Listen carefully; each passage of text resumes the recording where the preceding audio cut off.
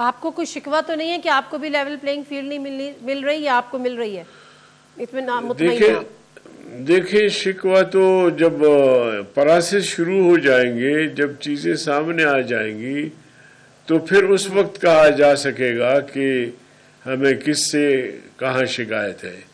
ابھی تو صرف اناؤنس ہوا ہے، پھر اس کے بعد پھر کچھ قوتیں ایسی بھی ہوتی ہیں جو ماضی میں رہی ہیں، اللہ کرے اب نہ ہو کہ وہ کسی مخصوص جماعت کے لیے لابنگ کرتی ہے، جس طرح انہوں نے عمران خان کے لیے لابنگ کی اور باہر کی دنیا نے بھی عمران خان کے لیے لابنگ کی اور فنڈ بھی دیے۔ فارن فنڈنگ سے یہ بات ثابت ہوتی ہے کہ انہوں نے عمران خان کو فنڈنگ بھی کی۔ جی سر ود آل ڈیو ریسپیکٹ، یہ تو کہیں بھی خیر ثابت نہیں ہوا، اور جو فورن فنڈنگ کا کیس تھا وہ فورن فنڈنگ کا کیس بھی نہیں تھا، وہ پروہیبٹڈ فنڈنگ کا کیس تھا، ممنوعہ فنڈنگ کا کیس تھا۔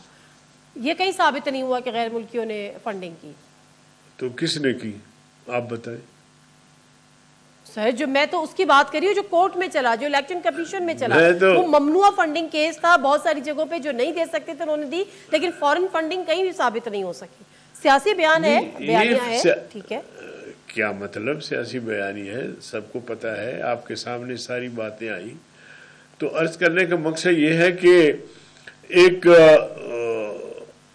شخصیت کو یا ایک پارٹی کو مسلط کیا گیا جو 4-5 سال مسلسل اپوزیشن نے تحریکیں چلائی، تو اس لیے ہم کہنا چاہتے ہیں، قبل از وقت کہنا چاہتے ہیں کہ 2018 کا الیکشن ہمیں بالکل بھی نہیں چاہیے، بالکل بھی ہمیں قبول نہیں ہوگا۔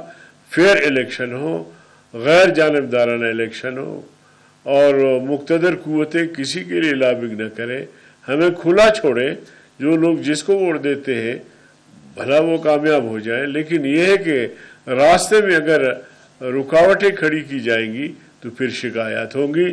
لیکن میں نے کہا کہ اب یہ پراسس شروع ہوں گے تو تب ہمیں پتہ لگے گا کہ کون کیا کر رہا ہے۔ جی مولانا صاحب آپ نے بالکل درست فرمایا، تمام سیاسی جماعتوں کو کھلا چھوڑنا چاہیے، پھر عوام پہ چھوڑ دینا چاہیے جس کو ووٹ دے، بشمول پی ٹی آئی، ایسے ہی ہے؟ بالکل ٹھیک ہے۔